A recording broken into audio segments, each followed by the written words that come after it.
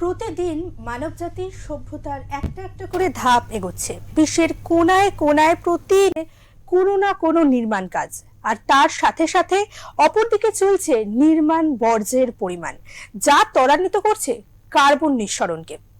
কিন্তু এই পরিস্থিতি সামলানোর উপায় কি? কার হাতেই বা আছে এই পরিস্থিতি সামলানোর চাবিকাঠি?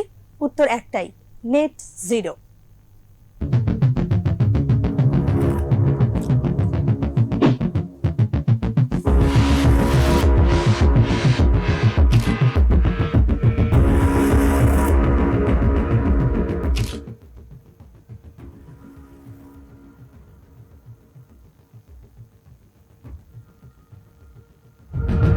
এই ব্যস্ততম জীবনে অত্যন্ত জরুরি বিষয় হলো নির্মাণ কাজ, এবং এই নির্মাণ কাজ থেকে ভয়াবহ দূষণের মধ্যে পড়ছে পরিবেশ বা সমাজ।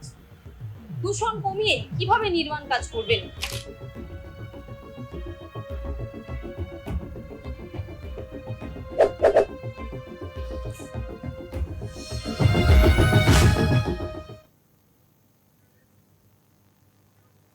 নমস্কার, দেখছেন ওঙ্কার বাংলায় স্মার্ট নির্মাণ, সঙ্গে চন্দ্রচূড়। আমি মিহিকা রয়েছি আপনাদের সাথে, আর আজকে আবার চলে এসেছি একটা বিশেষ এপিসোড নিয়ে। আমাদের আজকের এপিসোড নেট জিরো নির্মাণ। শহর কলকাতার অগ্রগতির সাথে সাথে কতটা বাড়ছে নির্মাণ বর্জ্যের পরিমাণ, কতটা ভয়ঙ্কর হচ্ছে তার পরিণতি, সেই নিয়ে আমাদের আজকের বিশেষ এপিসোড। এই প্রসঙ্গে কিন্তু একটা কথা বলতেই হয়, বিজ্ঞানীদের মতে কিন্তু নেট জিরো মানে পুরোটাই ভারসাম্যের খেলা। যেমন ভাবে ঠিক দাঁড়িপাল্লার দুটো দিকের মধ্যে একটা ভারসাম্য রক্ষা করতে হয়, ঠিক তেমন ভাবেই কতটা কার্বন নিঃসরণ হচ্ছে আর ঠিক কতটা কার্বন আমরা আবার প্রকৃতি থেকে ফিরিয়ে নিতে পারছি, সেই ভারসাম্যের খেলাই এই নেট জিরো। অপরদিকে কিন্তু আবার আমাদের দেশ ভারত 2070 সালের মধ্যে নিজেকে নেট জিরো কান্ট্রি হিসাবে ঘোষণা করতে চায়। ভারতের মতো একটা উন্নয়নশীল দেশের পক্ষে এটা কতটা বাস্তবোচিত, কতটাই বা সম্ভব? এটা কি কোনো অলীক স্বপ্ন, নাকি সত্যি সত্যি হতে পারে? এই সমস্ত জটিল বিষয় নিয়ে আজকের আমাদের এই বিশেষ অনুষ্ঠান। আমাদের সঙ্গে উপস্থিত আছেন বিশিষ্ট নির্মাণ বিশেষজ্ঞ চন্দ্রচূড় ভট্টাচার্য এবং বিশিষ্ট পরিবেশবিদ অধ্যাপক, যিনি শিবপুর IISTর ফর্মার ডিরেক্টর ছিলেন, অধ্যাপক অজয় কুমার রায়। ওঙ্কার বাংলার পর্দায় আপনাদের স্বাগত। আর অবশ্যই আমাদের সাথে কিন্তু পর্দার ওপার থেকে আছেন আপনারাও। আজকের বিষয় প্রসঙ্গে যে কোনো প্রশ্ন আপনারা করতে পারেন 913345267115 অথবা 8100631286 নাম্বারে ফোন করে। আমরা আলোচনায় যাব, তবে তার আগে কলকাতায় নির্মাণ বর্জ্যের পরিমাণ কতটা আর কি কি ধরনের নির্মাণ বর্জ্য শহর কলকাতাকে প্রশ্নের মুখে ফেলছে, এই নিয়ে রইল ওঙ্কার বাংলার তরফ থেকে একটি বিশেষ প্রতিবেদন।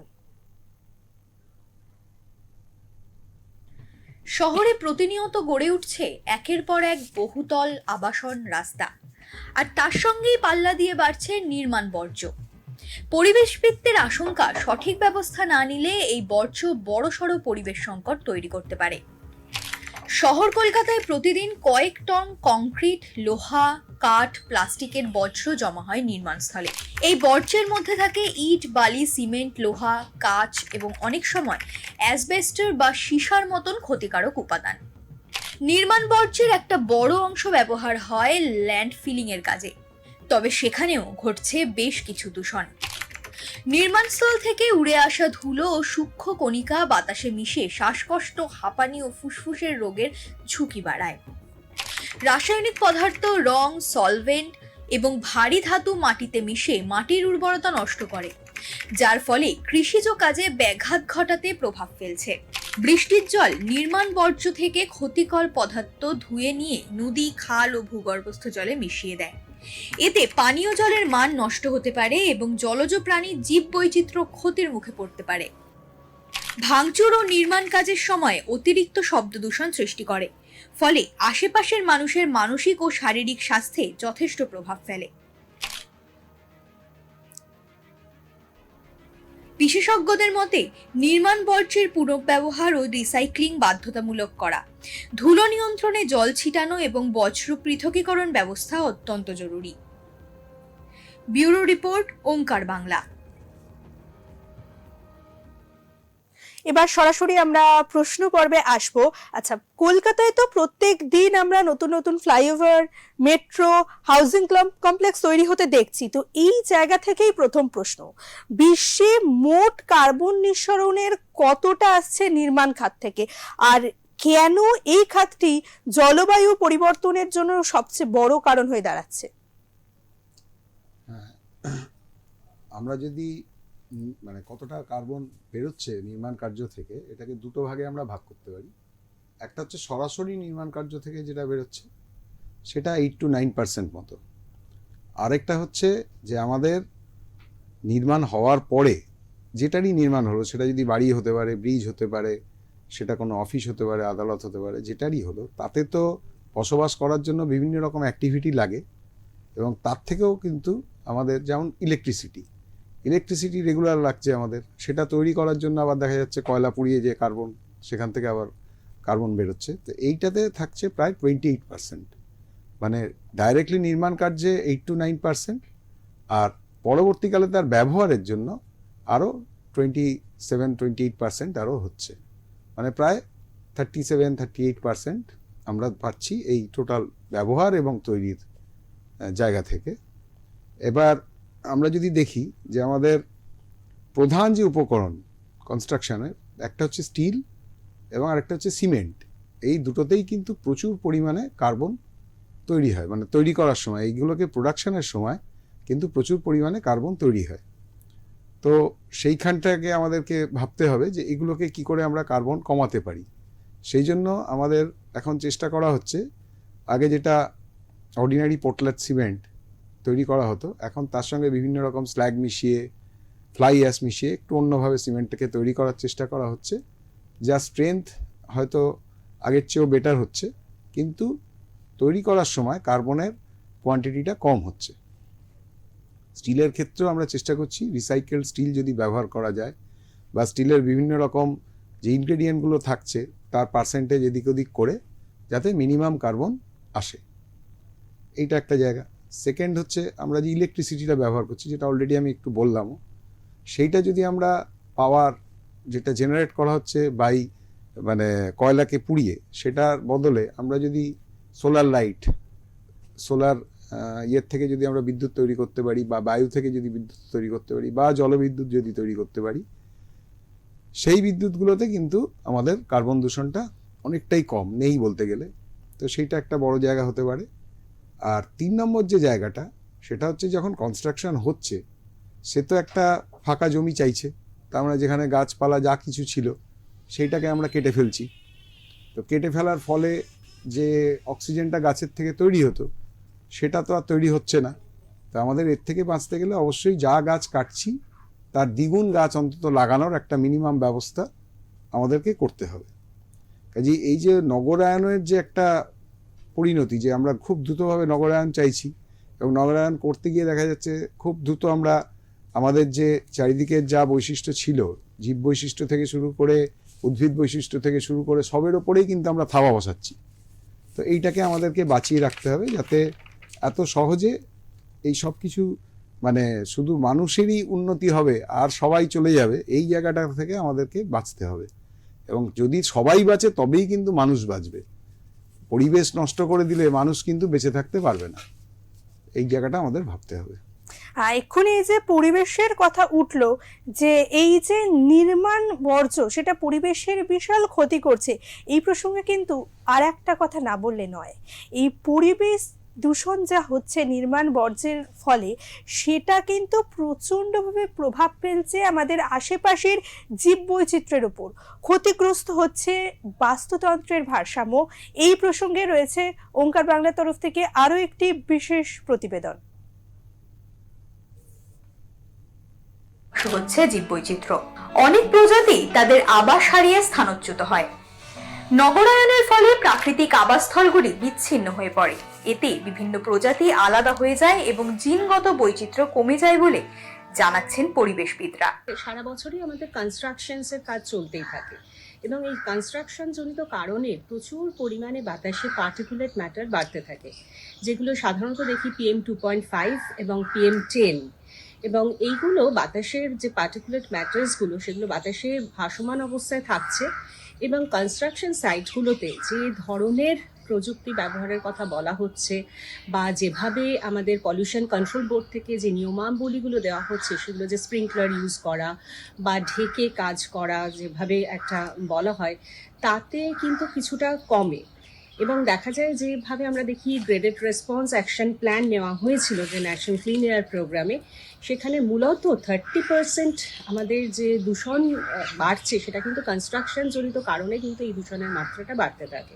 অধ্যাপক হ্যামিল্টনের মতে পৃথিবীর মাটি, জল ও বায়ুতে বসবাসকারী সব উদ্ভিদ, প্রাণী ও অণুজীবদের মধ্যে যে জিনগত, প্রজাতিগত ও পরিবেশগত বৈচিত্র্য দেখা যায় তাকেই জীববৈচিত্র্য বলে।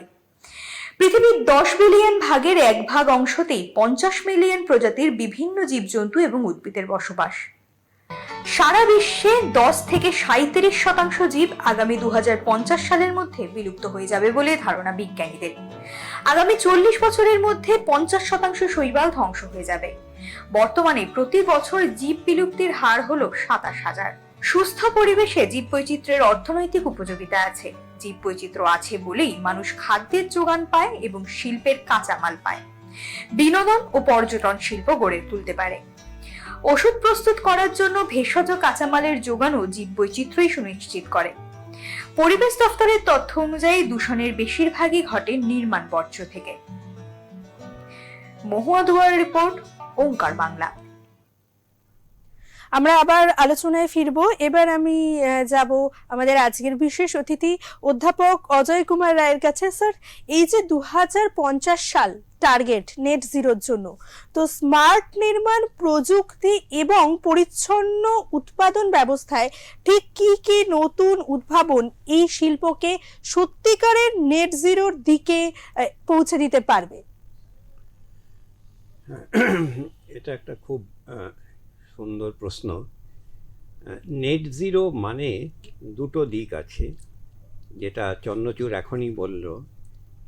একটা হচ্ছে যে নির্মাণ কাজ যখন চলছে তখন যে পরিমাণ আমরা গ্রিন হাউস গ্যাস, মূলত কার্বন ডাইঅক্সাইড, যেটা আমরা সৃষ্টি হচ্ছে সেখান থেকে, এই বর্জ্য পদার্থগুলো থেকে, তার দরুন একটা বড় ধরনের সমস্যা হচ্ছে। দ্বিতীয় যেটা, সেটা হচ্ছে নির্মাণ কাজটা শেষ হয়ে যাওয়ার পরে, অর্থাৎ আমি একটা বাড়ি তৈরি করলাম, তারপরে কি হবে না, বাড়িতে লোকজন আছে, সেটা অফিস বিল্ডিং হতে পারে, একটা ইন্ডাস্ট্রি হতে পারে, বা আমাদের বসবাসের জন্য যে আমরা বাড়িতে বসবাস করি সেটাও হতে পারে। এখন এই যে বিভিন্ন যে বাড়িগুলো আমাদের তৈরি হলো, আমাদের বুঝতে হবে যে এই বাড়ির যে মেটেরিয়ালগুলো দিয়ে আমরা তৈরি করেছি না, সেই মেটেরিয়ালগুলো থেকেও আমাদের প্রচুর পরিমাণে রেডিয়েশন হয়, এবং যেগুলো গ্রিন হাউস গ্যাস বা মূলত যার মধ্যে আমরা কার্বন ডাইঅক্সাইডের কথা বলি, সেটার একটা বড় প্রভাব রয়েছে। প্রশ্ন যেগুলো হয় সেটা হচ্ছে যে কার্বন ডাইঅক্সাইড যদি বাড়ে তাহলে কি হবে? এই কার্বন ডাইঅক্সাইড যদি বাড়ে, সেক্ষেত্রে গ্রিন হাউস গ্যাস যদি বাড়ে, তার জন্য যেটা হয় যে বায়ুমণ্ডলের ওপরে একটা এমন আচ্ছাদন সৃষ্টি হয়, যার ফলে এই হিট যেটা, সেটা ট্র্যাপড হয়ে গিয়ে আমাদের বায়ুমণ্ডলে বা আমাদের পৃথিবীর বুকে সেই তাপটা বেরিয়ে যেতে পারে না। সেই তাপটা যদি না বেরিয়ে যেতে পারে তাহলে কি হবে না, আমাদের টেম্পারেচারটা বাড়বে। এবং আমরা সবাই জানি যে বিশ্বজুড়ে এই একটা বিরাট তোলপাড় আরম্ভ হয়ে গেছে। বারবার করে যারা পরিবেশবিদ, তারা বহুবার করে যারা রাজনীতিবিদ, তাদের বোঝাতে চেষ্টা করছেন যে এই শতাব্দীর শেষে যদি আমরা 2 ডিগ্রি সেন্টিগ্রেডের মধ্যে আমাদের এই টেম্পারেচারের যে বাড়ছে সেটাকে না রাখতে পারি, তাহলে কিন্তু জীবকুল এবং মানুষ দুজনেরই ভবিষ্যতে তাদের স্থায়িত্ব নিয়ে একটা বড় প্রশ্নের মুখে আমরা পড়ব। মানে আমাদের সভ্যতা, আমাদের মানুষের জীবন, জীবেদের জীবন সব কিছুই একটা সংকটের মধ্যে দিয়ে যাচ্ছে। তাহলে আমরা কি দেখলাম, এই 2 ডিগ্রি সেন্টিগ্রেড এর মধ্যে এই শতাব্দীর শেষে আমাদের দেখতে হবে যাতে কিছুতেই আমাদের টেম্পারেচার না বাড়ে। তার জন্য কি করতে হবে, যে এই কার্বন ডাইঅক্সাইডগুলোকে, এটাকে বলি কার্বন ডাইঅক্সাইড সিকোয়েস্ট্রেশন, অর্থাৎ দুরকমভাবে করা যায়। একটা হচ্ছে বায়ু থেকে ডাইরেক্টলি এই আমাদের পরিবেশ থেকে কার্বন ডাইঅক্সাইড বের করে নেওয়া যায়, এটা হচ্ছে ডাইরেক্টলি আমরা অ্যাক্সেস করে আমরা কি বড় স্কেলে কার্বন ডাইঅক্সাইড তার থেকে ক্যাপচার করতে পারবো। অথবা যেমন বিল্ডিং থেকে কি করতে পারবো, এটা তো শুধু বিল্ডিং নয়, আমাদের মাইন্সগুলো আছে, আমাদের ইন্ডাস্ট্রিগুলো আছে। একটা জিনিস মনে রাখতে হবে যে এই বাড়ি বা এগুলোর থেকেও কিন্তু আরও বেশি এই যেগুলো দূষণ ছড়ায় বা এই গ্রিন হাউস গ্যাস যেটা ছড়ায় সেটা হচ্ছে ইন্ডাস্ট্রিগুলো থেকে। থার্মাল পাওয়ার প্ল্যান্ট, আমরা যেখান থেকে ইলেকট্রিসিটি তৈরি করি, সেগুলো হচ্ছে একটা সব থেকে বড় সোর্স। ইন্ডাস্ট্রিগুলো বা স্টিল প্ল্যান্ট, অ্যালুমিনিয়াম প্ল্যান্ট, প্রত্যেকটা ডিফারেন্ট যে সিমেন্ট প্ল্যান্ট, সবগুলো থেকে প্রচুর পরিমাণ এই কার্বন ডাইঅক্সাইড, এই গ্রিন হাউস গ্যাস নির্গত হয়। এগ্রিকালচার থেকে প্রচুর পরিমাণে গ্রিন হাউস গ্যাস নির্গত হয়। এই ইন্ডাস্ট্রি থেকে নির্গত যে গ্রিন হাউস গ্যাস, সেটার পরিমাণ প্রায় 28%।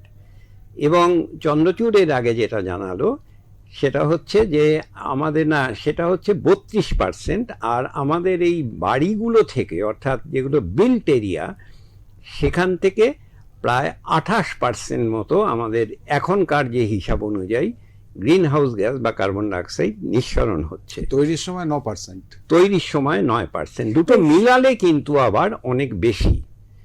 তো এইরকম একটা অবস্থার মধ্যে দিয়ে আমাদের যেটা করতে হবে, তাহলে দেখতে হবে যে আমাদের বাড়ি অন্তত যখন তৈরি হয়ে গেল, দুটো জিনিস আছে। একটা হচ্ছে যে বাড়ি তৈরির আগে আমরা কি মেটেরিয়াল ব্যবহার করব, যাতে করে কিনা সেই মেটেরিয়ালগুলো ব্যবহার করলে গ্রিন হাউস গ্যাস অনেক কম।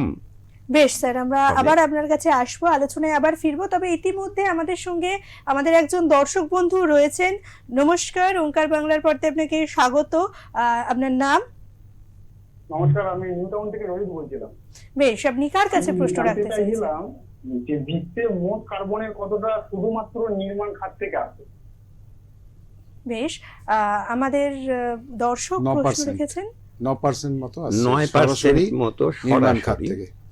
আর বিল্ডিংগুলো চালু অবস্থায় প্রায় 28%। অনেক ধন্যবাদ অভিকবাবুকে। আপনি আমাদের সঙ্গে থাকুন, শুনতে থাকুন এবং অবশ্যই আরো প্রশ্ন সঙ্গে রাখুন। আবার ফিরছি আমরা প্রফেসর অজয় কুমার রায়ের কাছে। স্যার, আমরা যে জায়গায় ছিলাম, যে এই ব্যবস্থায় কি কি ধরনের নতুন উদ্ভাবন এই নির্মাণ শিল্পকে সত্যিকারের নেট জিরোর দিকে নিয়ে যেতে পারে। এখন একটা বাড়ির নেট জিরো সম্পর্কে না আমি একটা আইডিয়া দিই।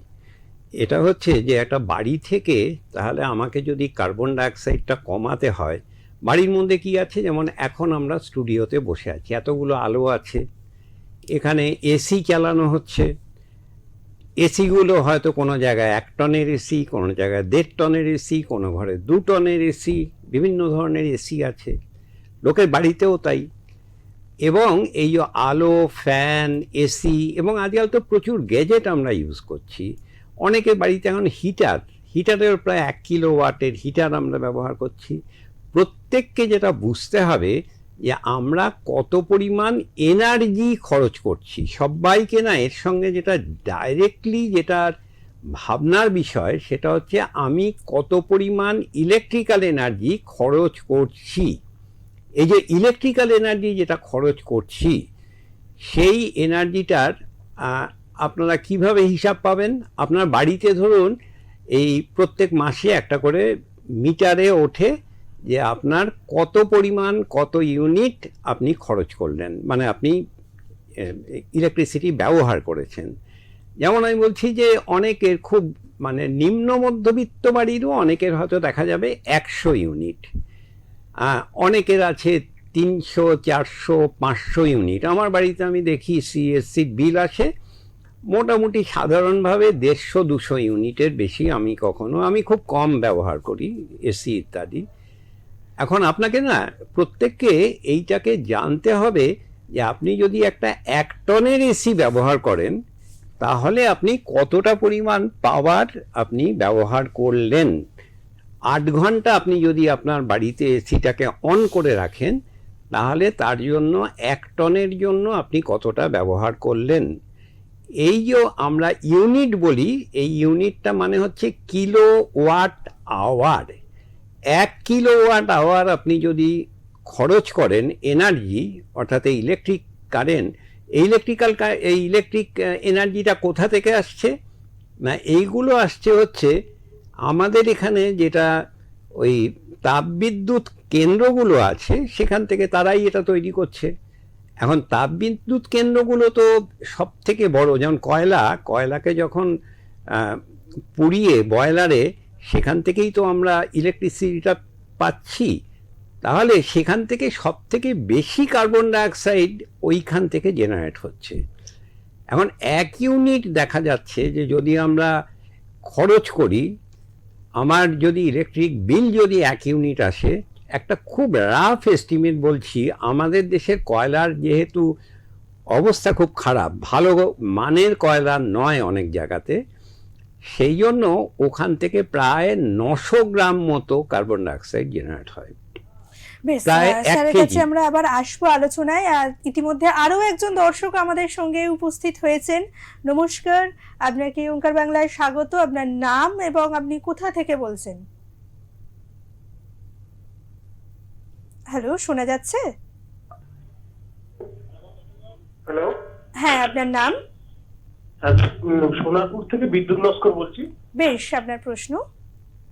নেট জিরো নির্মাণে সব থেকে বড় বাধাটা কোথায়? মানে বেশ প্রযুক্তি, খরচ না মানসিকতা, কোনটা বাধা? বেশ, আপনি আমাদের সাথে থাকুন, অনুষ্ঠান শুনতে থাকুন। অতি অবশ্যই আপনার প্রশ্নের উত্তর দেবেন স্যার। আর আমরা আসবো এই প্রশ্নের উত্তর নিয়ে, সঙ্গে আরো অনেক আলোচনা থাকবে। তবে তার আগে নিয়ে নেব একটা ছোট্ট বিরতি। ফিরছে বিরতির পর।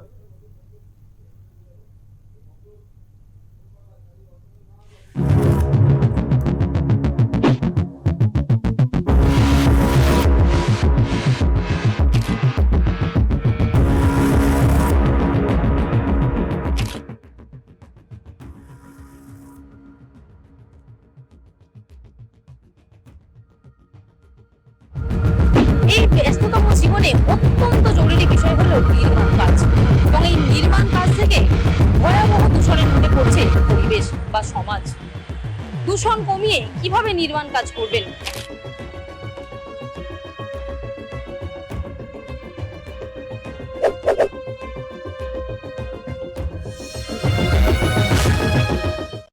ওঙ্কার বাংলায় স্মার্ট নির্মাণ, সঙ্গে চন্দ্রচূড়। আমি মিহিকা রয়েছি আপনাদের সাথে। আর আজকে আমাদের সঙ্গে রয়েছেন আমাদের দুজন বিশেষ অতিথি, নির্মাণ বিশেষজ্ঞ চন্দ্রচূড় ভট্টাচার্য এবং অধ্যাপক অজয় কুমার রায়। আমাদের আজকের অনুষ্ঠানের বিষয় নেট জিরো নির্মাণ। ইতিমধ্যে আলোচনা বেশ অনেক দূর এগিয়েছে, আর আমাদের দুজন দর্শককেও আমরা আমাদের সাথে পেয়েছি। তবে আরো যারা দর্শকরা রয়েছেন, অবশ্যই আপনাদের প্রশ্ন আপনারা ফোন করে জানান 913345267115 নম্বরে, অথবা 8100631286 এই নম্বরে। আমাদের একজন দর্শক বিরতির আগেই ফোন করেছিলেন, তিনি প্রশ্ন রেখেছেন নেট জিরো নির্মাণে কোন মেটেরিয়ালটির গুরুত্ব সবচেয়ে বেশি? না, 3টে আরো ভাগ করেছেন, যে মেটেরিয়ালের গুরুত্ব বেশি না সদিচ্ছার। এক্স্যাক্টলি আমার মনে নেই, একটু দেখুন লিখেছেন কি কি ছিল। আমি এটার উত্তর দিচ্ছি। মূল যে প্রশ্ন সেটা হচ্ছে যে আগে আমি যেটা বলছিলাম সেটা হচ্ছে যে নেট জিরো মানেটা কি। নেট জিরো মানে আমি বিল্ডিংটার থেকে যতটা পরিমাণ আমি এনার্জি খরচ করছি, ঠিক ততটা পরিমাণ এনার্জি আমি যদি প্রডিউস করি, আমি যদি তৈরি করি বিল্ডিংটা থেকে, তাহলে আমার নেট এনার্জির খরচ হচ্ছে 0। এইটাকেই বলে নেট জিরো বিল্ডিং। অর্থাৎ একটা হচ্ছে যে বিল্ডিংটা তৈরি করার সময় যে বর্জ্য পদার্থ, তার দরুন যে এনার্জি কনজাম্পশন হয়েছে, তার জন্য যে কার্বন ডাইঅক্সাইড তৈরি হয়েছে, সেটা হচ্ছে একটা পার্ট, যেটা চন্দ্রচূড় বলেছেন সেটা হচ্ছে 9%। কিন্তু বড় যে পার্টটা, অর্থাৎ বিল্ডিংটা তৈরি হয়ে যাওয়ার পরে আমরা সেই সময় যে এনার্জিটা, ইলেকট্রিক্যাল যে পাওয়ারটা যেটা আমরা ইউজ করছি, সেইটাকে কি আমি বাড়ি থেকেই তৈরি করি, মানে জেনারেট করতে পারবো? তাহলে আর আমার কোনো সমস্যা থাকছে না। এই প্রশ্ন নিয়েই তাহলে কি করে আমি তাহলে একটা বাড়িতে জেনারেট করব? এর জন্যই যেটা প্রয়োজন সেটা হচ্ছে রিনিউয়েবল এনার্জির যে সোর্সগুলো, অর্থাৎ মূলত এখনো সোলার প্যানেলগুলো আমরা যদি ইউজ করি আমাদের বাড়ির ওপরে, তাহলে অনেকটাই আমরা সাশ্রয় করতে পারবো। তার মানে এই সোলার এনার্জি থেকে আমি যে এনার্জিটা পাবো, সেটা যদি যতটা আমি ইলেকট্রিক্যাল এনার্জি আমার বাড়িতে খরচ করছি, সেই দুটো যদি সমান সমান হয়, তাহলে আমরা বলবো এটা একটা নেট জিরো বিল্ডিং হয়েছে। বেশ, এখন- আমাদের সঙ্গে আরো একজন দর্শক ইতিমধ্যে রয়েছেন। নমস্কার, ওঙ্কার বাংলার পর্দায় আপনাকে স্বাগত। আপনার নাম এবং আপনি কোথা থেকে বলছেন? আমার নাম বিক্রম নস্কর, আপনি- আমি উত্তরবাস থেকে বলছি। বেশ, আপনার প্রশ্ন। উন্নয়ন আগে পরিবেশ পরে, এই মানসিকতা কি বদলাবে? বেশ, ধন্যবাদ। আপনি শুনতে থাকুন অনুষ্ঠান, অতি অবশ্যই আপনার প্রশ্নের উত্তর দেবেন আমাদের অতিথিরা। উন্নয়ন আগে পরিবেশ পরে, এই মানসিকতা কি বদলাবে? এই মানসিকতা বদলাতেই হবে। এই মানসিকতাটাকে না বদলায় বদলাতেই তাহলে তো হবে। একেবারে মানে আমাদের খুবই সামনেই, মানে অদূর ভবিষ্যতেই আমরাই থাকবো না আর। কিন্তু প্রবলেমটা হচ্ছে আমাদের এখানে যেটাই করা হয় সেটা অনেকটাই প্রযুক্তিবিদদের যেটা করার কথা সেটা হয়তো রাজনীতিবিদরা করে ফেলেন। তো সেই প্রবলেমটার জন্য অনেক সময় উন্নয়ন আর প্রযুক্তি এই দুটোর মধ্যে একটা সংঘাত তৈরি হয়ে যায়। সেই জন্য অনেক সময় দেখা যায় যে পরিবেশকে বলি দিয়েই উন্নয়নের একটা ব্যাপার চলছে। কারণ উন্নয়ন তো একটা সামগ্রিক ব্যাপার, এটা তো একটা পুরো জিনিসটাকে নিয়ে হোলিস্টিক ভাবতে হবে। আমি জাস্ট একটা বাড়ি করলাম, একটা কল করলাম, একটা ফ্যাক্টরি করলাম, সেইভাবে কিন্তু একটা সমাজের বা একটা দেশের উন্নয়ন হয় না। উন্নয়ন ভাবতে গেলে আমাদের সামগ্রিকভাবে পুরো জায়গাটার উন্নয়ন ভাবতে হবে, এবং সেইখানে পরিবেশ নিশ্চয়ই কিছুটা বাধা দেবে, পরিবেশকে নষ্ট হয়তো কিছুটা করতে হবে, কিন্তু তার বিনিময়ে আবার পরিবেশকে, স্যার যেটা বারবার বলছিলেন, যে আমাদের এমনভাবে সব জিনিসকে ব্যবহার করতে হবে যাতে পরিবেশ থেকে যে এনার্জিটাকে আমরা নিয়ে ফেলছি সেইটা যেন আবার পরিবেশকে আমরা ফিরিয়ে দিতে পারি। ওই নেট জিরোর যে ব্যাপারটা স্যার বারবার বলছেন, সেইটা আমাদেরকে অবশ্যই মাথায় রাখতে হবে। তা না হলে কিন্তু আমরা হেরে যাব একটা সময় গিয়ে।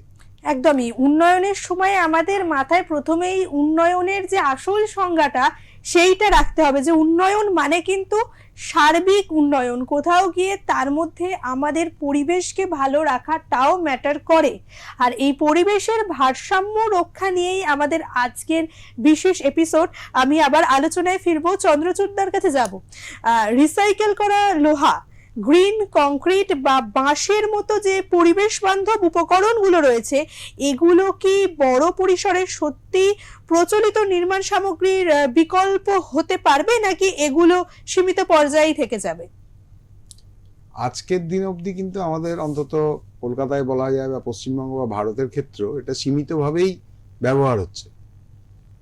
এটা আমাদেরকে বড় পর্যায়ে নিয়ে যেতে হবে, কারণ আমাদের সবসময় চেষ্টা করতে হচ্ছে যাতে বারবার স্যার যেটা বলছেন, গ্রিন হাউস গ্যাস হোক বা কার্বন ডাইঅক্সাইড হোক, তার যাতে পরিমাণটা আমরা কমাতে পারি। এখন এইটা করতে গেলে আমাদের যেটা লোহাটা যেটা একবার তৈরি অলরেডি হয়েছে, সেটাকে যদি রিসাইকেল করা যায় তাহলে অনেক কম পরিমাণ কার্বন ডাইঅক্সাইড তৈরি হবে।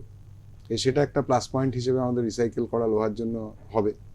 সেকেন্ড যেটা বলা হলো সেটা হচ্ছে যদি গ্রিন কংক্রিট আমরা করতে পারি। এখন গ্রিন কংক্রিট ব্যাপারটা যে জিনিসটা, সেটা হচ্ছে আমাদের যে সিমেন্টটা ব্যবহার করা হচ্ছিল ওপিসি আগে, সেই ওপিসির বদলে আমরা এমন কিছু সিমেন্ট ব্যবহার করলাম যাতে স্ল্যাগ আছে বা যাতে ফ্লাই অ্যাশ দিয়ে, যেখানে আমরা অন্য ইনগ্রেডিয়েন্টগুলো একটু কমিয়ে সেখান থেকে যাতে কার্বন ডাইঅক্সাইড, মানে যতটা পরিমাণ সিমেন্ট আমাদেরকে তৈরি করতে হতো তার থেকে কম সিমেন্টের সঙ্গে ওগুলো মিশিয়ে আমরা কংক্রিটটাকে যদি তৈরি করতে পারি, এবং যে এগ্রিগেটগুলো, যেমন আমরা এগ্রিগেট বলতে কি বলছি, বালি, স্টোন চিপস, এগুলো যেমন আমরা পরিবেশ থেকেই পাই, বালি বা স্টোন চিপস আমরা ডাইরেক্ট পরিবেশ থেকে নেই, কিন্তু এগুলোকে কৃত্রিমভাবে যদি তৈরি করতে পারি তাহলে পরিবেশ থেকে আমরা এটাকে আর নিলাম না। তো সেক্ষেত্রে আমরা বালির পরিবর্তে আমরা ম্যানুফ্যাকচার করলাম, কংক্রিটে স্টোন চিপসের পরিবর্তে এমন কিছু ম্যানুফ্যাকচার করলাম যেটা আমাদের এই গ্রিন কংক্রিটটা করতে সাহায্য করবে। বেশ, আমরা আবার এই আলোচনায় ফিরবো, তবে এই মুহূর্তে আমাদের সঙ্গে রয়েছেন আমাদের আরো একজন দর্শক। নমস্কার, আপনাকে ওঙ্কার বাংলার পর্দায় স্বাগত। আপনার নাম এবং আপনি কোথা থেকে বলছেন? আমার নাম উৎসব ভট্টাচার্য, বেশ, আমি বারিপুর থেকে বলছি। বেশ, আপনার প্রশ্ন। কার্বন অডিট কি সব প্রমোটারের জন্য বাধ্যতামূলক হওয়া উচিত? বেশ, আর একবার যদি প্রশ্নটা বলেন খুব ভালো হয়। বলে দিয়েছে। কার্বন অডিট কি সব প্রমোটারের জন্য বাধ্যতামূলক হওয়া উচিত? বেশ বেশ, ধন্যবাদ। আপনি শুনতে থাকুন, আমাদের সঙ্গে থাকুন। হ্যাঁ, কার্বন অডিটটা আমার মতে এটাকে বাধ্যতামূলক করা উচিত। অর্থাৎ একটা বিল্ডিং যখন তৈরি হচ্ছে না, তখন এটা যদি, আমাদের রাজ্য অন্য অনেক কিছুর মতনই অনেক পিছিয়ে আছে। অনেক রাজ্যেই একটা বহুদিন ধরে আমাদের রুফটপ সোলার প্যানেল ব্যবহার করা হতো।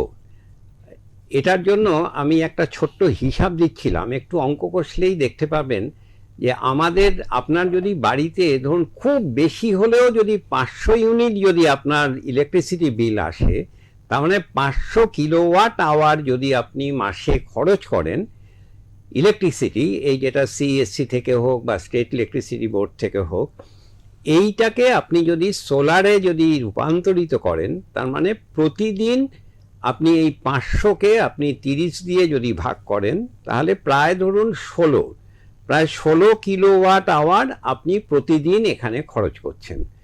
এখন এইটাকে আপনি যদি সোলার প্যানেল দিয়ে যদি আপনি ওই পরিমাণ এনার্জি যদি নিজের বাড়িতেই যদি তৈরি করতে পারেন, তাহলে আপনার কতটা লাগবে?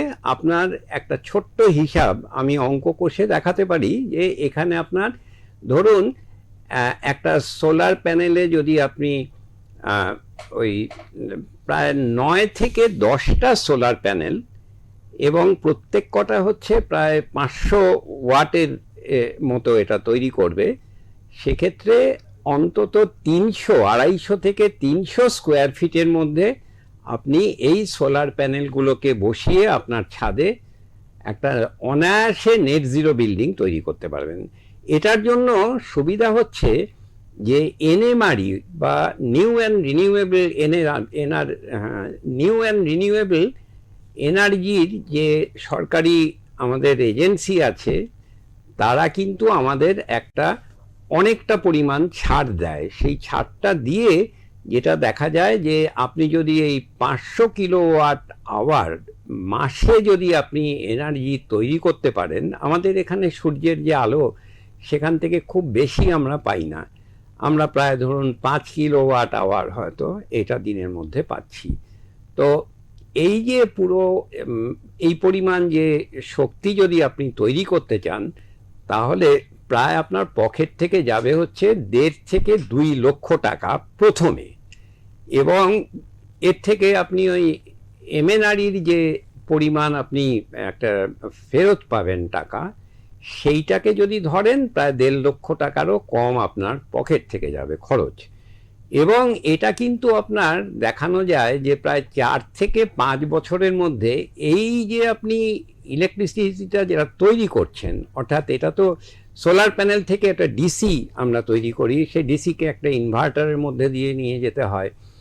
তো এই যে আমি ইলেকট্রিক্যাল কারেন্ট যেটা আমি তাপবিদ্যুৎ কেন্দ্র থেকে পাচ্ছি, ঠিক সেই রকমই আমরা যদি ওটা দিয়ে দিই যে আমাদের পাওয়ার লাইনে, আমি যদি ফেরত দিয়ে দিই আমার গ্রিডে, তাহলে এটার নাম হচ্ছে যে গ্রিডে আপনার তাহলে যদি ফেরত দেন, তাহলে মাসের শেষে আপনার খুব কমই ওই ইলেকট্রিসিটি আপনি সিএসসিকে আপনার দিতে হবে হচ্ছে অনেক কম। তার কারণ আপনি তো প্রচুর পরিমাণ, ওরা 8 টাকা করে যদি নেয়, আমি জানি না আপনাদের কত পরিমাণ নেয় পার ইউনিট, তাহলে যেটা সুবিধা সেটা হচ্ছে যে ওই পরিমাণ টাকাটা কিন্তু আপনি খুব সহজেই অন্তত 4 বছরের মধ্যে আপনার পে ব্যাক হয়ে যাবে। সোলার প্যানেলগুলো প্রায় 20 থেকে 25 বছর ওগুলো কাজ করবে। তার মানে হচ্ছে এই 4 বছর বাদের থেকে আপনি ফ্রিতে এতটা পরিমাণ, আপনার 1 পয়সা লাগবে না, আপনার ইলেকট্রিসিটি আপনি যা কনজিউম করছেন একদম বিনা পয়সায় আপনি সেটা কনজিউম করতে পারবেন। এই নেট জিরো বিল্ডিংটা এই কারণেই খুব ইম্পর্টেন্ট। এবং নতুন একটা না যে কনসেপ্টগুলো, বিদেশে অনেক ঘর অনেক বাড়ি আছে, আমাদের দেশেও এখন হচ্ছে, দেখবেন এগুলোর নাম হচ্ছে বিল্ডিং ইন্টিগ্রেটেড সোলার প্যানেল। এখনকার যে বাড়িগুলো না, তার ছাদগুলো আর ছাদ নয়, ছাদগুলোও হবে সোলার প্যানেল দিয়ে তৈরি। তার যে দেওয়ালগুলো, সেই দেওয়ালগুলো এনার্জি জেনারেট করবে। অর্থাৎ ছাদ, দেওয়াল সব জায়গা থেকেই আপনি সোলার এনার্জি জেনারেট করতে পারবেন। বেশ স্যার, এই আলোচনায় আমরা আবার ফিরবো। ইতিমধ্যে কিন্তু আমাদের সঙ্গে আরো একজন দর্শক রয়েছেন। ওঙ্কার বাংলার পর্দায় আমাদের দর্শককে স্বাগত জানাই। নমস্কার, আপনি কোথা থেকে বলছেন এবং আপনার নাম কি? দুঃখিত, আমাদের যোগাযোগ বিচ্ছিন্ন হয়েছে, তো আমরা আবার স্যারের কাছে ফিরছি আমাদের আলোচনায়। তো যেখানে আমরা এনার্জি জেনারেটের প্রসঙ্গে ছিলাম। তো এইগুলো, এটা হচ্ছে খুব মানে একটা ইম্পর্টেন্ট ব্যাপার যে বিল্ডিং ইন্টিগ্রেটেড মানে আগামী দিনের অনেক বিল্ডিংই কিন্তু এইভাবে সোলার প্যানেল দিয়ে তৈরি হবে। আমি একটু বলে নিই যে এখন IIST শিবপুর যেটা রয়েছে, সেখানে আমরা প্রায় 10-11 বছর আগে, আমি তখন IIST-তে ছিলাম ডিরেক্টর হিসাবে, প্রায় 11 বছর আগে আমরা ওখানে একটা রবি কুটির তৈরি করেছিলাম। সেই বাড়িটার কোনো ছাদ ছিল না, ছাদগুলোই হচ্ছে সোলার প্যানেল। অর্থাৎ ওই যে বাড়িটা, সেখানে আমরা পুরোটাই জেনারেট করতাম। আমার যত খরচ, ওর ভেতরে যতটাই আমার ইলেকট্রিসিটি কনজাম্পশন হতো, পুরো ইলেকট্রিসিটিটাই আমি জেনারেট করতাম হচ্ছে ওই ছাদের যে সোলার প্যানেল তার থেকে। এটা একটা খুব বিরাট জিনিস। প্রত্যেকে আমরা যদি এই ধরনের বাড়ির ওপরে যদি রুফটপ যদি করি, এই মুহূর্তে তো আর আমি বাড়ি তৈরি করার সময় বিল্ডিং ইন্টিগ্রেটেড করতে পারবো না। আমাকে যদি কেউ বলে যে আমার ছাদটা বা আমার ইয়েটা সোলার প্যানেল দিয়েই তৈরি করুন, সেটা হবে না। কিন্তু আপনার তো ছাদের ওপরে তো আপনি তো বসাতে পারেন সোলার প্যানেলগুলোকে। এই সোলার ফটোভোল্টাইক এইটা যদি আপনি বসান, তাহলে আপনি দেখবেন যে খুব অচিরেই আমরা অনেক বাড়িতে নেট জিরো করতে পারবো। আমার মতে যে কালক্ষয় না করে, একটা তো হচ্ছে সরকারি যে ঢিলেমো সে তো রয়েছে, আমি ওগুলোর মধ্যে যাচ্ছি না, আমাদের তো রাজ্যকে জানেন বা দেশকে। যেটা দরকার সেটা হচ্ছে ইন্ডিভিজুয়ালি আমাদের মনের এটা একটা সমস্যা যে আমরা কিছুতেই রুফটপ নিচ্ছি না। কেন নেব না? যেটুকু পরিমাণ আমরা পাচ্ছি MNREর যে সুযোগগুলো, সেগুলোকে ব্যবহার করা উচিত। এবং প্রত্যেক বাড়ির, এমনকি যাদের ফ্ল্যাট বাড়ি, সেই ফ্ল্যাট বাড়িগুলোর ওপরেও ফ্ল্যাটে যারা থাকেন তারা প্রত্যেকে যদি সম্মিলিতভাবে যদি ঠিক করেন যে ঠিক আছে, আমার ফ্ল্যাটের ওপরে আমি একটা পার্ট, অন্তত হয়তো আমি 400 স্কোয়ার ফিট আমি জায়গার সোলার প্যানেল বসিয়ে দেবো। আবার এখন একটা খুব বড় জিনিস হচ্ছে বাড়ির ওই যে বিল্ডিং যে অঞ্চলটা, সেখানে যদি কোনো জলাশয় থাকে, তাহলে এগুলোর নাম হচ্ছে ফ্লোটিং সোলার প্যানেল। আপনি সেই জলের ওপরেই আপনি সোলার প্যানেল বসিয়ে দিন, সেখান থেকেই আপনি প্রচুর এনার্জি, সোলার এনার্জি যেটা, এটা তো কোনো কার্বন ডাইঅক্সাইড জেনারেট করছে না বলছি না, ওটা তৈরি করতে কার্বন ডাইঅক্সাইড লাগে, কিন্তু যখন ওটা অপারেশনাল তখন তো তার থেকে কোনো গ্রিন হাউস গ্যাস উৎপন্ন হচ্ছে না। তো এইভাবেই আমরা নেট জিরোর কনসেপ্টটা খুব বেশি রকমভাবে আনতে পারি। আচ্ছা, এই প্রসঙ্গে আর একটা প্রশ্ন করছি। আপনি বেশ কয়েকটা নতুন প্রযুক্তির কথা বললেন। এই প্রযুক্তিগুলোর পাশাপাশি বর্তমানের অত্যন্ত আলোচ্য একটা বিষয় AI। তো AI মনিটরিং, এই স্মার্ট প্রযুক্তিগুলোকে কিভাবে নির্মাণস্থলের ধুলো, শব্দ আর দূষণ কমাতে বাস্তব ভূমিকা রাখবে? এটা একটা খুব বড় প্রশ্ন যে সারা বিশ্ব জুড়েই না এই আধুনিক প্রযুক্তির যে ব্যবহার, এটা বিভিন্ন ক্ষেত্রে করা হচ্ছে। এতে 1 নম্বর হচ্ছে চন্দ্রচূড় যেটা বললেন, সেটা হচ্ছে যে বিভিন্ন ধরনের মেটেরিয়াল, এই মেটেরিয়ালগুলোকে কি করে রিসাইক্লিং করা যাবে। AI মানে হচ্ছে যে আমরা যেটাকে বলি আর্টিফিশিয়াল ইন্টেলিজেন্স, এই যে জিনিসটা, এটা এখন সমস্ত পৃথিবীর যত টেকনোলজি, আমাদের জীবনের বিভিন্ন প্রান্তেই এটা এখন ব্যবহার হচ্ছে। এবং নির্মাণ শিল্প এবং পরবর্তীকালে আমাদের যেটা এই স্মার্ট সিটি, স্মার্ট বিল্ডিং, এইগুলো তৈরি করতেও এআই খুব বড় রকমভাবে ব্যবহার হচ্ছে। একটা জিনিস হচ্ছে কি, যে বিভিন্ন ধরনের সেন্সার লাগাতে হবে। সেন্সারটাকে আমার এআইটার কি কাজ হবে না, সেই সেন্সার থেকে আমি সেন্স করে, যেমন হয়তো কোথাও একটা ডাস্ট তৈরি হচ্ছে, তাহলে এই ডাস্টটাকে কি করতে হবে না, সেন্সার দিয়ে সেন্স করতে হবে। যেমন সোলার যে প্যানেলগুলো আছে না, দেখবেন আপনার বাড়ির ওপরে সোলার একটা বসালেন, ও দেখলেন যে 1 বছর বাদে কেউ ওটাকে পরিষ্কার করে না, ধুলো যাচ্ছে না, কিচ্ছু হচ্ছে না, ওরা দেখবেন যে আস্তে আস্তে করে ওর কর্মক্ষমতা কমে যাচ্ছে। আমরা তো বাঙালিরা তো আমরা কাজ ফাজ করি না। এখন এইটা একটা বড় দিক, অর্থাৎ ওই সোলার প্যানেলটাকে কিন্তু রেগুলার তাহলে পরিষ্কার রাখতে হবে। সেটাকে যদি করতে হয়, তাহলে আমি যদি না কাজ করি, তাহলে আমার টেকনোলজি ব্যবহার করতে হবে। এটা হচ্ছে যে খুব ইন্টারেস্টিং সমস্ত প্রজেক্ট। আমরা আমাদের একটা ইনস্টিটিউট করেছি, সেখানে এগুলো আমরা করছি, যে কি করে আমাদের ওই সোলার প্যানেলগুলোর মধ্যে যে ধুলো যেগুলো জমছে না, সেটাকে আমরা সেন্স করতে পারি। এর নাম হচ্ছে ডাস্ট সেন্সার। ডাস্ট সেন্সার দিয়ে আমরা যখন ওই সেন্সিং করলাম, যখন বোঝা গেল যে ওখানে অনেক ডাস্ট পড়েছে, তখন অটোমেটিক্যালি একটা কন্ট্রোলার দিয়ে আমি ডাস্টটাকে ক্লিন করতে পারবো, কোনো জলেরও দরকার হবে না, অর্থাৎ বেশ, বিনা আমরা জলে। আসছে এই প্রসঙ্গে আবার। তবে ইতিমধ্যে আমাদের সঙ্গে কিন্তু আরো একজন দর্শক রয়েছেন। নমস্কার, আপনাকে ওঙ্কার বাংলার পর্দায় স্বাগত। আপনার নাম কি এবং আপনি কোথা থেকে বলছেন? আমার নাম সুদীপ্ত সর্দার। বেশ, কোথা থেকে বলছেন? আমি জয়নগর থেকে বলছি। বেশ, আপনার প্রশ্ন? আমার প্রশ্ন, স্মার্ট সিটি মানে কি পরিবেশ বান্ধব নির্মাণ? বেশ বেশ, ধন্যবাদ। আপনি শুনতে থাকুন, আমাদের অনুষ্ঠান দেখতে থাকুন, আপনার প্রশ্নের উত্তর অবশ্যই দেওয়া হবে। তুমি বলো। তো এই প্রশ্নটা নিয়ে সরাসরি যাব চন্দ্রচূড়দার কাছে, যে স্মার্ট সিটি মানে কি পরিবেশ বান্ধব নির্মাণ? কিছুটা ঠিক, আবার কিছুটা হয়তো ভুল। মানে পুরোপুরিভাবে স্মার্ট সিটি মানেই একদম সব কিছু পরিবেশ বান্ধব এরকম ব্যাপারটা হয়তো নয়। তবে স্মার্ট সিটির অনেকগুলো বৈশিষ্ট্য আছে। সেই বৈশিষ্ট্যগুলো স্যার যেগুলো বলছিলেন, তার মধ্যে এই বৈশিষ্ট্যগুলো কিন্তু স্মার্ট সিটির যে বাড়িগুলো হবে সেইগুলোতে আমাদের সেই বৈশিষ্ট্যগুলো থাকতে হবে। কিন্তু কনস্ট্রাকশনটা যখন করা হয়েছে, মানে নির্মাণের তো দুটো পার্ট, আমরা বারবারই বলছি, একটা কনস্ট্রাকশন হওয়ার সময়, একটা পরবর্তীকালে তার যখন ব্যবহার হচ্ছে। সেই নির্মাণটা যখন করা হয়েছিল, তখন আমাদের যে বৈশিষ্ট্যগুলো দিয়ে আমরা নেট জিরোর দিকে যেতে পারি, সেই বৈশিষ্ট্যগুলো পালন করা হয়েছিল কিনা সেটা একটা দিক। যেমন গ্রিন কংক্রিট ইউজ করা হয়েছিল কিনা, আমাদের রিসাইকেলিং যে দ্রব্যগুলো হওয়া উচিত সেগুলো দিয়ে বাড়িটা করা হয়েছে কিনা, এগুলো আমাদেরকে জানতে হবে। আরেকটা হচ্ছে যখন আমরা ব্যবহার করছি, যেমন স্যার এক্ষুনি বলছিলেন যে ডাস্টটা ক্লিন সে সেন্স করছে, তেমনি স্মার্ট যে বিল্ডিংগুলো হবে, সেখানে যেমন আমি ঘরে যখন ঢুকবো নিজে থেকেই আলো জ্বলতে পারে, যখন আমি বেরিয়ে যাব আমি নেবালাম না, কিন্তু আমি ভুলেও গেছি নেবাতে, আলো কিন্তু নিভে যাবে, এই টাইপের সেন্সার থাকবে। আমার এসিটার যখন প্রয়োজন, বেশি লোক আছে একটা ঘরে, একটু বেশি ঠান্ডা হওয়ার দরকার, বা টেম্পারেচার সেদিন বেশি, সে তখন বেশি জোরে চলছে, পাখাটা বেশি জোরে ঘুরছে। আবার যখন দেখা যাচ্ছে যে লোক কমে গেছে বা আজকে অতটা গরম নেই, সে তখন নিজেই অ্যাডজাস্ট করে নিচ্ছে। তো এরকম প্রত্যেকটা জিনিস আমি না থাকলেও আমি দূর থেকে কন্ট্রোল করতে পারছি। এইটা একটা বিরাট সুবিধা। আমাদের গাড়ি থেকে শুরু করে সবকিছুই কিন্তু স্মার্টভাবে আমরা ব্যবহার করতে পারবো, হয়তো ড্রাইভারও আর লাগবে না।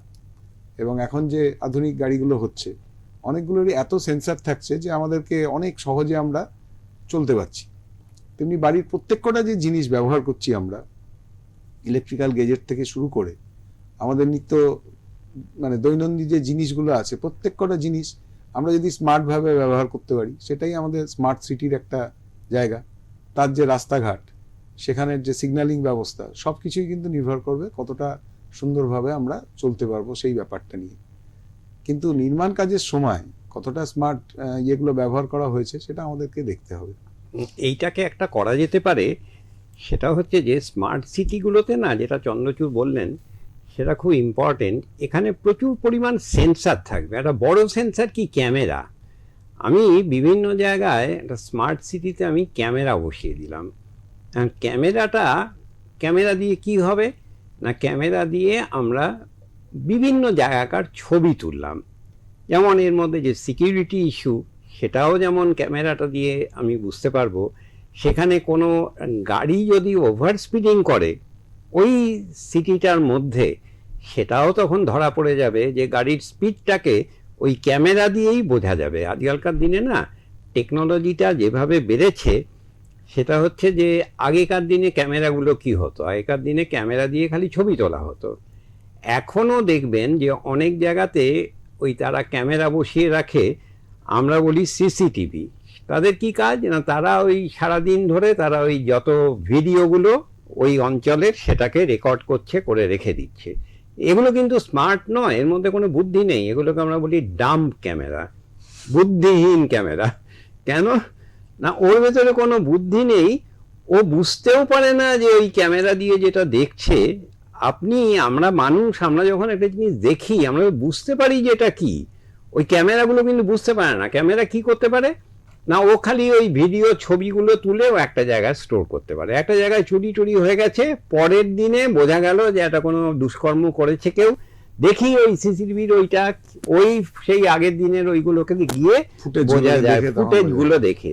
কিন্তু স্মার্ট ক্যামেরা মানে কি, যেটা স্মার্ট সিটির একটা খুব বড় অংশ হবে, সেটা হচ্ছে স্মার্ট ক্যামেরাগুলোর মধ্যেই একটা কম্পিউটার থাকবে, একটা প্রসেসর থাকবে। সে কিন্তু শুধুমাত্র যে ওই ভিডিও রেকর্ড করবে তা নয়, সে রেকর্ড করার সঙ্গে সঙ্গে সে বুঝে যাবে যে কি ঘটনা ঘটছে। এবং শুধু বুঝে যাবে নয়, সে তখনই অ্যালার্ম দেবে, এবং এই অ্যালার্মটা হয়তো কয়েকজন ওই যে সিটির যারা ইম্পর্টেন্ট লোক, পুলিশ বা এদের কাছে চলে যাবে। অর্থাৎ এই যে একটা স্মার্ট সিটির বিভিন্ন ধরনের একটা যেমন বড় দিক হচ্ছে, আপনি ধরুন যেখানে থাকেন, একটা জিনিস ভাবুন যে সেখানে তো অনেকগুলো বাড়ি আছে, হয়তো পাড়ার লোকেরা মিলে যদি ঠিক করে যে আমাদের সব বাড়ির থেকে, তো রান্নাঘর থেকে আমার পাড়ার যে বাজার আছে, বাজার থেকে প্রচুর জিনিস তো রোজ একদম প্রচুর জিনিস ওগুলো ফেলে দেওয়া হচ্ছে, তরকারির খোসা, বাজারের ওই কফিগুলোর সব এবং ওগুলো ওই বাজারের মধ্যে থেকে ওগুলো পচেও যায় অনেক সময়। কখন কর্পোরেশনে গাড়ি আসবে কেউ জানে না। এখন প্রশ্ন হচ্ছে যে এইগুলোকে নিয়ে আমরা যদি একটা বায়োগ্যাস চেম্বারে যদি বায়োগ্যাসের মধ্যে দিয়ে ইলেকট্রিসিটি জেনারেট করতে পারি, খুব বেশি খরচ নয়। এইগুলো না আমাদের টেকনোলজিটাকে আমাদের ব্যবহার করতে হবেই। আগামী দিনে আমরা যদি বাঁচতে চাই, তাহলে দেখুন এইখানে আমরা এই বর্জ্য যে পদার্থগুলো, এগুলোকে যদি আমরা ব্যবহার করে ওর থেকে বায়োগ্যাস তৈরি করতে পারি, এবং সেই বায়োগ্যাসগুলো থেকে আমি ইলেকট্রিসিটি তৈরি করতে পারি একটা ডায়নামো দিয়ে। তার মানে কি যে একদিকে গোবর গ্যাস থেকে অনেক জায়গায় হতো, সেখানে আমি এখন গোবর গ্যাসের সঙ্গে আমরা এই ধরনের জিনিসগুলো ব্যবহার করতে পারি, সেটার নাম হচ্ছে বায়োগ্যাস। এই বায়োগ্যাসগুলোকে আমি যদি জেনারেট করতে পারি, সোলার থেকে আমরা অনেকটা পরিমাণ বিদ্যুৎ পেতে পারি। এগুলো কিন্তু কোনো কার্বন ডাইঅক্সাইড তৈরি করছে না। কিছু কিছু জায়গায় কিছু মিথেন ইত্যাদিগুলো আমাদের এগ্রিকালচার ফিল্ড থেকে তৈরি হয়, কিন্তু জেনারেলি এই যে বিভিন্ন সোর্স থেকে আমি যে ইলেকট্রিসিটি যেটা জেনারেট করছি এনার্জিটা, সেইটাকে আপনি যদি এখন গ্রিডে দিয়ে দেন, তাহলে যখন ধরুন 3 দিন ধরে কোনো বর্ষা হচ্ছে, কোনো ধরনের সোলার তৈরি হচ্ছে না, সূর্যের আলো নেই, তো তাহলে সোলার যে প্যানেলগুলো সেগুলো কোনো এনার্জি জেনারেট করতে পারছে না, তখন আপনি কি করবেন না, ওই যে বায়োগ্যাস থেকে যে এনার্জিটা পেলেন সেটাকে ব্যবহার করুন। এটার নাম হচ্ছে স্মার্ট গ্রিড। অর্থাৎ আমাদের এখন যে ইলেকট্রিক যে গ্রিডগুলো আছে, আমরা তো এগুলোর থেকে তো পাওয়ার পাই। এটা কি স্মার্ট গ্রিড? না, কিচ্ছু স্মার্ট গ্রিড নয়। ওটা আমি কি করে ওই গ্রিড থেকে আমি এখন পাওয়ারটা নিই, পাওয়ার নিয়ে আমি আমার বাড়িতে আলো, ফ্যান, এসি এগুলো চালাই। তাহলে আমি যদি একটা ছোট আকারে যদি আমি যে পাড়াতে থাকি, যে সিটিতে থাকি, এগুলো খুব সম্ভব। যদি সরকারের যদি একটা সদিচ্ছা থাকে, তাহলে কিন্তু অনেক কিছু করা যায়। যদি এরা মনে করে যে টেকনোলজিটার আমি ব্যবহার করব, বড় করে ব্যবহার করব, এবং আগামী দিন কিন্তু এই টেকনোলজির ওপরেই সারা পৃথিবীটাই কিন্তু, কেন আজকে ওয়েস্টের লোকেরা ওরা এত বড় অনেক কিছু করছে, ওরা এখন 3D প্রিন্টিং করছে একটা বাড়ি তৈরি করবে বলে। সেখানে কোনো এই নির্মাণ কার্যের কিছুই থাকবে না, পুরো বাড়িটা হয়ে যাবে 3D প্রিন্টিং দিয়ে তৈরি। আমাদের ওখানে এখন একদমই সম্ভব নয়, খুব নিয়ার ফিউচারেও সম্ভব নয়, কিন্তু আগামী দিনে আজ থেকে হয়তো 20 বছর বাদে আমরা অবশ্যই ভাবতে পারি। আমরা ওখানটাতে যেমন বিল্ডিং ইন্টিগ্রেটেড যে সমস্ত এনার্জিগুলো আমরা করছি, আর বিল্ডিংয়ের মধ্যেই বিল্ডিংয়ের দেওয়ালগুলোই তৈরি হবে ওই রকমভাবে। হয় আমাকে এদিকে যেতে হবে, আর একটা বড় প্রশ্ন কি, সেটা হচ্ছে এই যে আমরা এত কিছু এখন বলছি না, এগুলো কিন্তু প্রথম যিনি শুরু করেছিলেন, এই দর্শকদের উদ্দেশ্যে বলি, তিনি কিন্তু অন্য অনেক কিছুর মতনই আমাদের বাংলার সব থেকে প্রিয়তম ব্যক্তি, তিনি হচ্ছেন রবীন্দ্রনাথ। আপনার বেশ, শুনলে আমাদের আশ্চর্য হবেন। আজকের আলোচনা বেশ জমে উঠেছে এবং সত্যি কথা বলতে এত ইনফরমেটিভ আলোচনা হলো, এবং এই আলোচনা থেকে আমরা এত রকম তথ্য জানতে পারলাম, এবং অবশ্যই সচেতনতামূলক যে বার্তাগুলো উঠে এলো, সত্যি এরকম এপিসোড হলে আমরাও সমৃদ্ধ হই। তবে একদম শেষ পর্যায়ে এসে একটা ছোট্ট প্রশ্ন রাখবো আপনাদের কাছে। আমাদের যারা দর্শকরা রয়েছেন তাদের জন্য প্রত্যেকেরই স্বপ্ন যে তার একটা বাড়ি থাকবে নিজস্ব, তাই একদম সংক্ষেপে যদি পরিবেশ বান্ধব বাড়ির বিষয়ে একটা বার্তা দর্শকদের জন্য রাখা যায়। কি বলুন তো? পরিবেশ বান্ধব বাড়ি হলে ধরুন আমাদের চন্দ্রচূড় অনেকটা বলেছেন, তো আমি এটা বলছি, ধরুন সব থেকে পরিবেশ বান্ধব কি হতে পারে।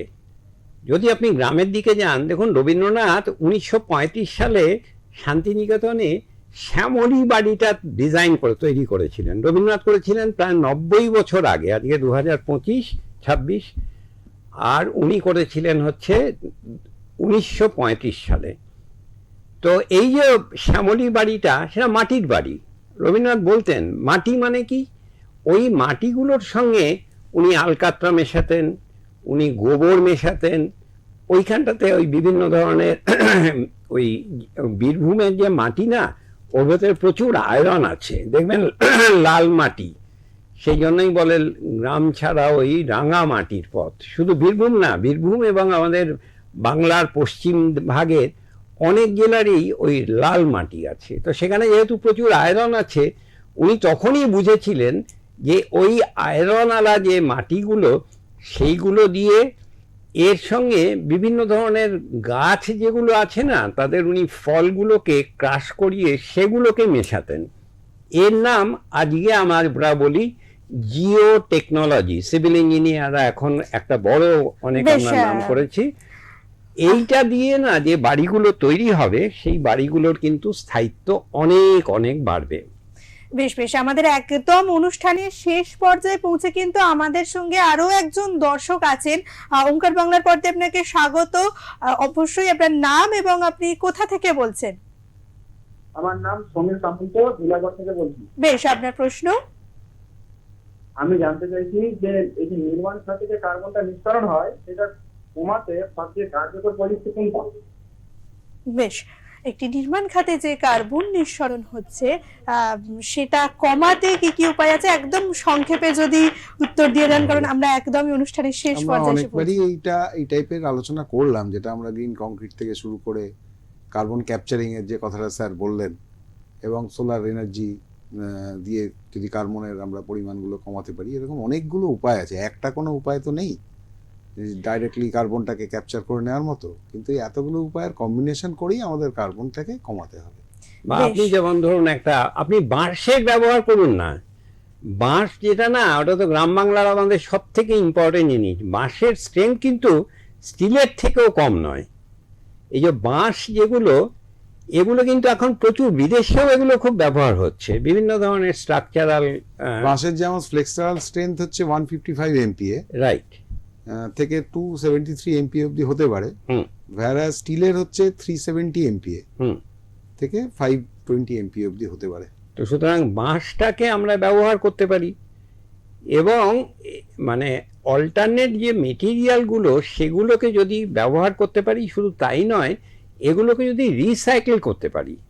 ধরুন শুধুমাত্র তো নেট জিরো নয়, নেট জিরোর সাথে আমাদের খরচও কমাতে হবে। আমি যে স্টিলগুলো, ওগুলো আমি কি করব, ওই যে লোহা, সেগুলোকে রিসাইকেল করতে হবে, যেটাকে চন্দ্রচূড় যেটা আগে বলেছেন, সেটা হচ্ছে যে রিসাইক্লিংটা ভীষণ ইম্পর্ট্যান্ট আজকের দিনে, যে মেটেরিয়ালগুলো রিসাইক্লিং, এবং নতুন নতুন সব টেকনোলজি অনেক কিছু বেরিয়েছে, যে টেকনোলজিগুলোকে দিয়ে ডিজাইন টেকনোলজি সেগুলো এমনভাবে ব্যবহার হবে যাতে অটোমেটিক্যালি এই কতটা পরিমাণ কার্বন ডাইঅক্সাইড জেনারেট হচ্ছে সেটা এআই দিয়েই বোঝা যাবে, আর্টিফিশিয়াল ইন্টেলিজেন্স দিয়েই সেটা বোঝা যাবে যে একটা কনস্ট্রাকশন সাইটে কতটা পরিমাণ আমার কার্বন ডাইঅক্সাইড জেনারেট হচ্ছে। এখন এআই এত শক্তিশালী, এর যে সফটওয়্যারগুলো রয়েছে এগুলো কিন্তু কোনো কঠিন কিছু ব্যাপার নয়, এবং সেখান থেকে সে বলেও দিতে পারবে